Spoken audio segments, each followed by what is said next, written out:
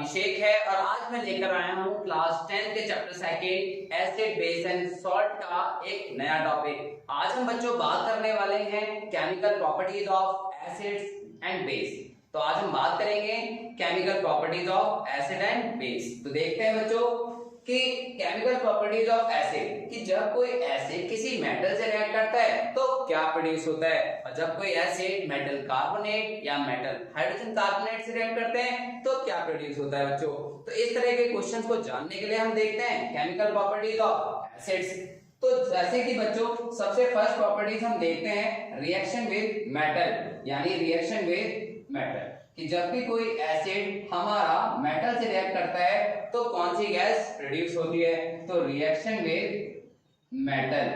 तो बच्चों आप लोग एक जनरल फॉर्म में समझिए कि जब भी कोई एसिड किसी मेटल से रिएक्ट करता है, जब भी कोई एसिड किसी मेटल से रिएक्ट करता है तो हमेशा salt and hydrogen gas produce होंगे बच्चों, सॉल्ट एंड हाइड्रोजन गैस। जैसे फॉर एग्जांपल हम ले लेते हैं जिंक ग्रेन्यूल्स। जैसा कि चैप्टर फर्स्ट में भी आप लोगों ने देखा कि जब भी हम कोई मेटल एसिड से रिएक्ट कराते हैं तो हाइड्रोजन गैस प्रोड्यूस होती है विद अ पॉप साउंड। तो फॉर एग्जांपल हमने यहाँ पर जिंक ग्रेन्यूल्स ले लिया, हमने एक जिंक मेटल ले लिया जिसको हमने सल्फ्यूरिक एसिड से रिएक्ट करा दिया बच्चों, सल्फ्यूरिक एसिड। तो हमने सल्फ्यूरिक एसिड से जब इसे रिएक्ट कराया तो हमने देखा कि जो सल्फेट है वो हमारे किसके पास आ गया, जिंक के पास, और एक हमारा मेटल सॉल्ट फॉर्म हो गया और यहाँ से हाइड्रोजन गैस हमारी लिबरेट हो गई। यहाँ से हमारी हाइड्रोजन गैस क्या हो गई बच्चों, लिबरेट हो गई। तो जैसा कि हमने देखा कि एक हमने एक्वास सॉल्यूशन लिया सल्फ्यूरिक एसिड का, जिनको हमने सॉलिड स्टेट में लिया जिंक ग्रेन्यूल्स, एंड ये हमारा जो फॉर्म हो गया zinc sulphate in the form of aqueous and hydrogen gas is liberated. बच्चों आप हाइड्रोजन गैस का टेस्ट कर सकते हैं। जैसे आप एक बर्निंग कैंडल को नियर दी हाइड्रोजन गैस लेकर जाते हैं तो वो एक बर्न होती है with produce a pop sound. तो वो आपकी एक पॉप साउंड के साथ एक एक्सप्लोजिव फॉर्म में बर्न होती है। हम और भी मेटल्स के एग्जांपल ले सकते हैं बच्चों। फॉर एग्जांपल हम ले लेते हैं यहाँ पर आयरन। अगर हम आयरन को, किसी भी आयरन को हम सल्फ्यूरिक एसिड से रिएक्ट कराते हैं तो यहाँ पर हमारा ये फॉर्म हो जाता है FeSO4 और हमारी कौन सी गैस लिबरेट होती है बच्चों, हाइड्रोजन गैस। Fe यहाँ पर आप सॉलिड फॉर्म में लेंगे और सल्फ्यूरिक एसिड जो कि आप एक्वास सॉल्यूशन या डाइल्यूटेड सल्फ्यूरिक एसिड का यूज करेंगे बच्चों, और ये हमारा हो जाएगा aqueous form of iron sulphate and hydrogen gas will be produce. हम और भी मेटल ले सकते हैं, जैसे कि हमने ले लिया यहाँ पर एल्यूमिनियम। जब हम एल्यूमिनियम को सल्फ्यूरिक एसिड से रिएक्ट कराते हैं तो हमारा एल्यूमिनियम सल्फेट फॉर्म होता है बच्चों।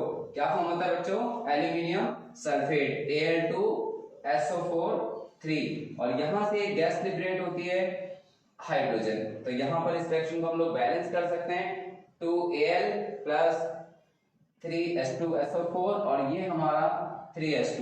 तो इस तरह से हमने देखा कि यहाँ पर हमारा क्या फॉर्म हो रहा है बच्चों, एल्यूमिनियम सल्फेट। तो जैसे ही हमने एल्यूमिनियम को एक डाइल्यूटेड सल्फ्यूरिक एसिड से रिएक्ट कराया तो ये गैस हमारी प्रोड्यूस होती है हाइड्रोजन गैस।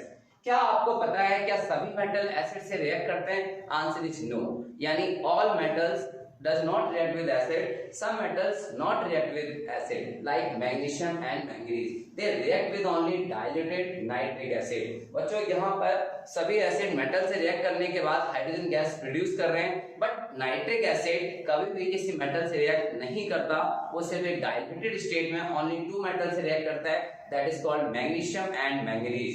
ऐसा क्यों होता है, क्योंकि आप यहाँ पर नोट करके लिख सकते हैं क्योंकि HNO3 एक स्ट्रॉन्ग ऑक्सीडाइजिंग एजेंट है बच्चों। जैसे कि हम देखते हैं HNO3 does not react with any metal, HNO3 does not react with any metal except magnesium and manganese, except magnesium and manganese. यानी हमारा क्वेश्चन ये है कि जो एसिड्स हैं वो मेटल से रिएक्ट करने पर हाइड्रोजन गैस प्रोड्यूस करते हैं, बट HNO3 कभी भी हमारा ऐसा नहीं करता। उसका कारण क्या है कि HNO3 एक स्ट्रॉन्ग ऑक्सीडाइजिंग एजेंट है और वो एजेंट अपने आप को मतलब हाइड्रोजन लिबरेट ना करने की बजाय अपने आप को एक नाइट्रस कंपाउंड में कन्वर्ट करता है और वाटर का फॉर्मेशन कर देता है। तो इसलिए हम ये कह सकते हैं। बाकी हम मैग्नीशियम से हम रिएक्ट करा के देखते हैं बच्चों। मैग्नीशियम एक HNO3 जो है बेटा आपका डाइल्यूटेड स्टेट में होना चाहिए, यानी 5% ऑफ HNO3 होना चाहिए उसके अंदर। तो Mn प्लस HNO3 रिएक्ट करता है और ये बना लेता है हमारा MnNO3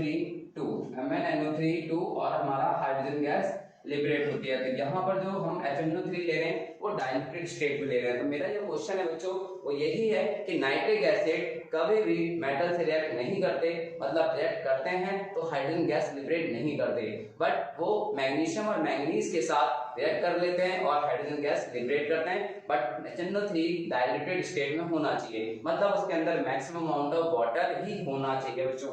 तो इस तरह से हम लोगों ने देखा कि किस तरह से एसिड मेटल से रिएक्ट करते हैं और हाइड्रोजन गैस लिबरेट करते हैं। हाइड्रोजन गैस को हम टेस्ट करने के लिए कैसे यूज कर सकते हैं? Test of hydrogen gas bring a burning candle or matchstick. Bring a burning candle near the hydrogen gas. It burns explosively with pop sound. तो बच्चों हाइड्रोजन गैस जो बर्न होती है वो पॉप साउंड के साथ बर्न होती है। क्लियर है बेटा? तो इस तरह से हमने देखा कि किस तरह से हाइड्रोजन हमारे एसिड यानी जो एसिड्स हैं वो मेटल से रिएक्ट करने के बाद हाइड्रोजन गैस प्रोड्यूस कर रहे हैं। अब हम बात करते हैं एसिड्स की सेकंड प्रॉपर्टी कि कैसे एसिड्स मेटल कार्बोनेट्स के साथ रिएक्ट करते हैं। बच्चों नोट कीजिए।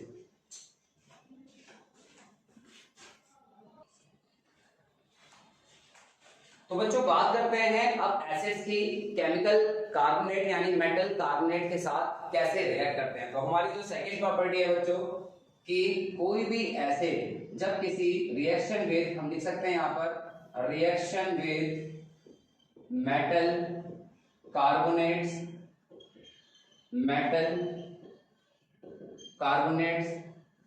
और मेटल बाइकार्बोनेट या फिर आप बोल सकते हैं हाइड्रोजन कार्बोनेट, आप हाइड्रोजन कार्बोनेट भी बोल सकते हैं। तो बच्चों आप लोग यहाँ पर देखिए इसकी जनरल फॉर्म कि कोई भी मेटल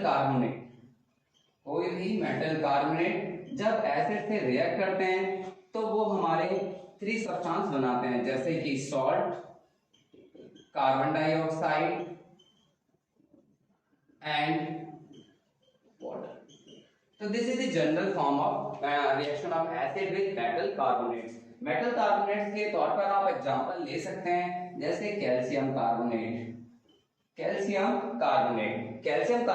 को जब हम किसी डाइल्यूटेड HCl से रिएक्ट कराते हैं, फॉर एग्जांपल सल्फ्यूरिक एसिड से जब हम इसे रिएक्ट कराते हैं तो ये हमारा बन जाता है कैल्शियम क्लोराइड CaCal2 और प्लस में हमारा रिलीज होगी CO2 एंड H2O।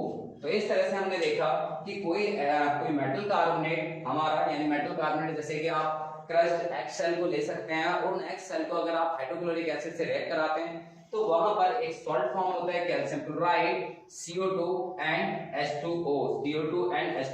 तो कैल्शियम कार्बोनेट आप सॉलिड फॉर्म में लेते हैं और HCl यहाँ पर डाइल्यूटेड फॉर्म यानी एक्वास फॉर्म, और ये हमारा एक एक्वास फॉर्म में कन्वर्ट होता है और ये CO2 हमारी गैस की फॉर्म में रिलीज होती है और वाटर लिक्विड स्टेट में।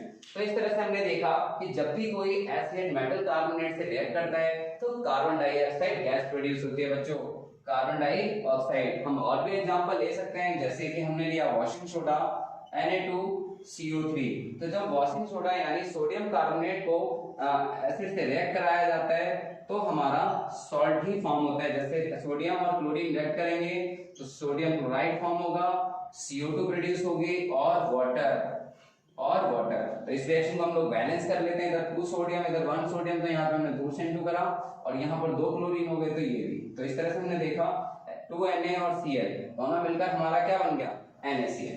प्लस में हमारी एक गैस रिलीज हो रही है that is CO2 and liquid form में वाटर।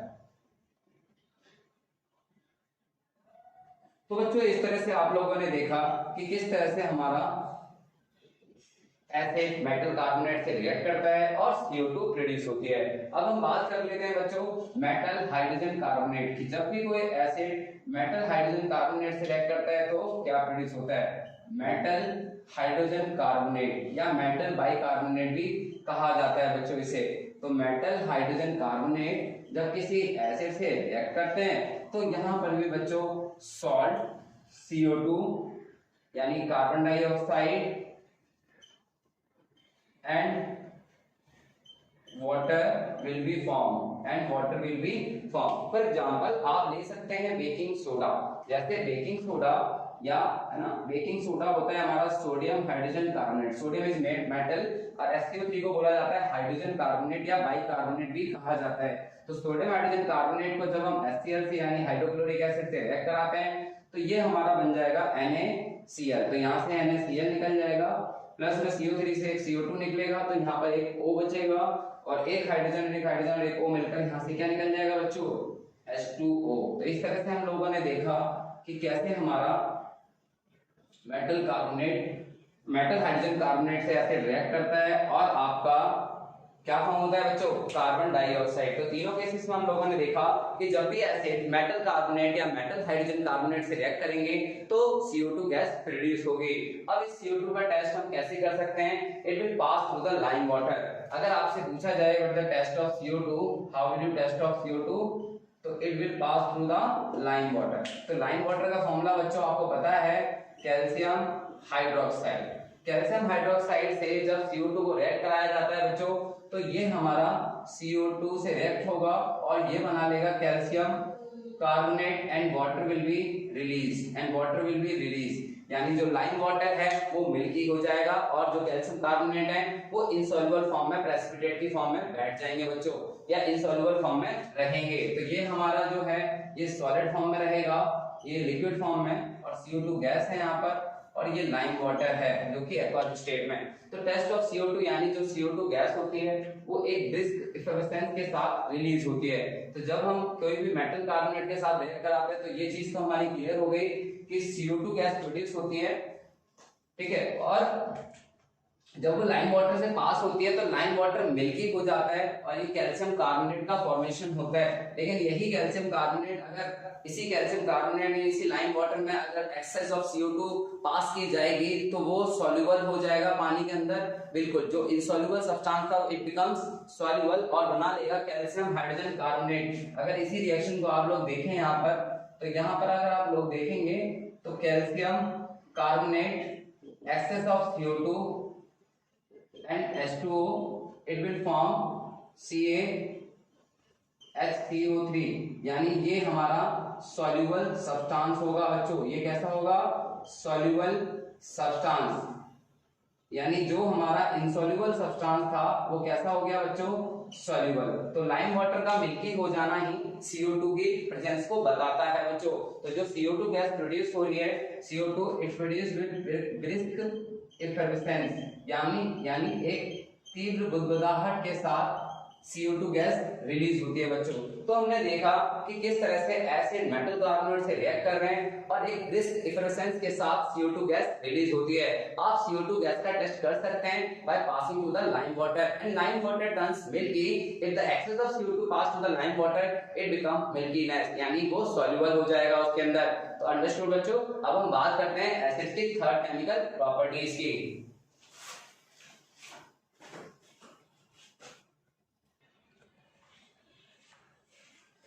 तो बच्चों बात करते हैं थर्ड केमिकल प्रॉपर्टीज यानी third chemical properties of acid यानी reaction of acid with base.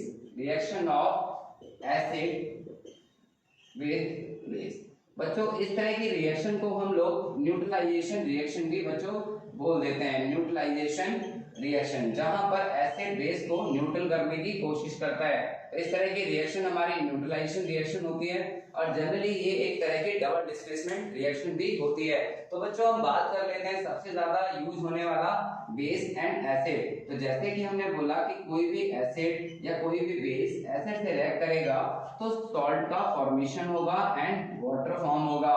तो इस तरह से हमने देखा कि कोई एसिड बेस से रिएक्ट करता है तो आपका सॉल्ट और वाटर ही फॉर्म होगा। जैसे कि बेस में हम लोग लेंगे सोडियम हाइड्रोक्साइड। केमिकल फॉर्मूला मैंने आपको प्रीवियस लेक्चर में बताया हुआ है बच्चों। अब सोडियम हाइड्रोक्साइड जो HCl के साथ रिएक्ट करेगा और यहाँ से सोडियम क्लोराइड फॉर्म हो जाएगा और सोडियम क्लोराइड यानी एक तरह का कॉमन सॉल्ट भी होता है बच्चों। अब यहाँ से OH और H निकलेगा और H2O प्रोड्यूस होगा।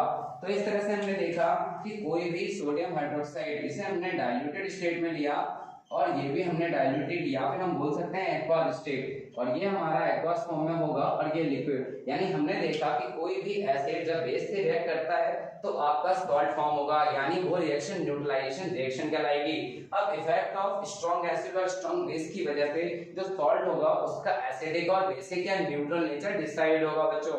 इसके बाद हम बात कर लेते हैं fourth chemical properties, reaction of acid with metal oxide, reaction of acid with metal oxide। Metal oxide में आप लोग देख सकते हैं जैसे कॉपर ऑक्साइड।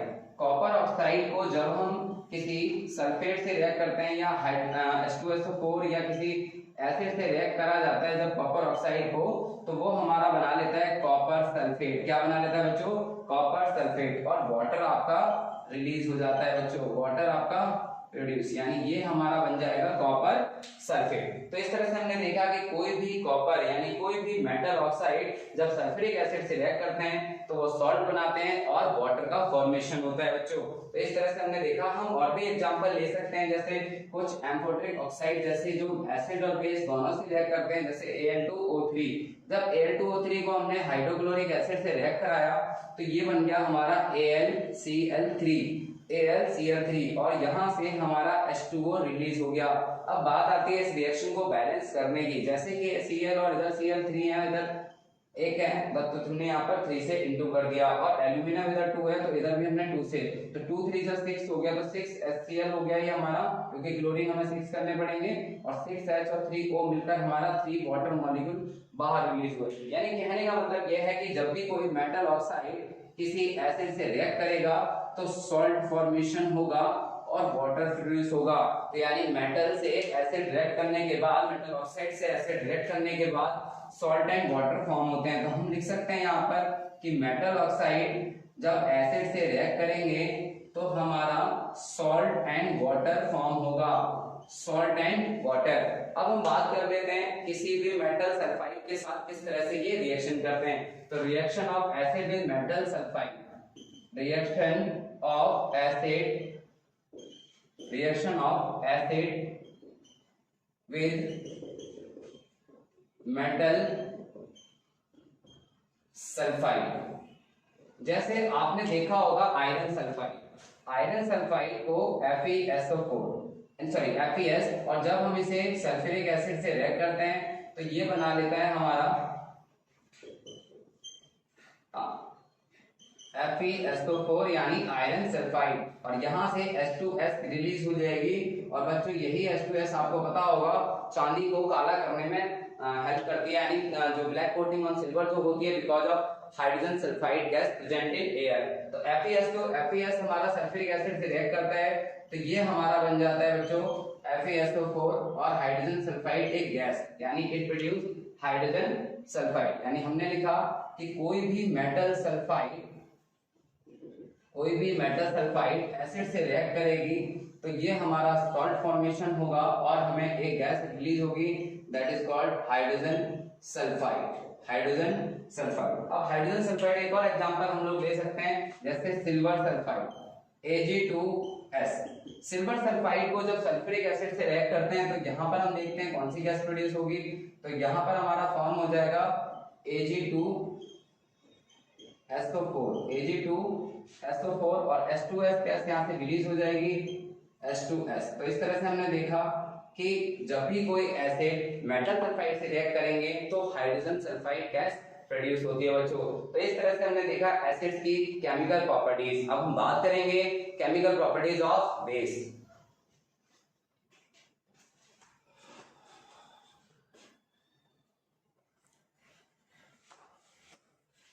तो बच्चों बात करते हैं अब केमिकल प्रॉपर्टीज ऑफ बेस कि बेस मेटल के साथ रिएक्ट करके क्या प्रोड्यूस करते हैं, या बेस एसिड्स के साथ कैसे रिएक्ट करते हैं, या बेस नॉन मेटेलिक ऑक्साइड के साथ किस तरह से रिएक्ट करते हैं। तो सबसे पहला एग्जांपल हम लोग ले लेते हैं कि रिएक्ट विद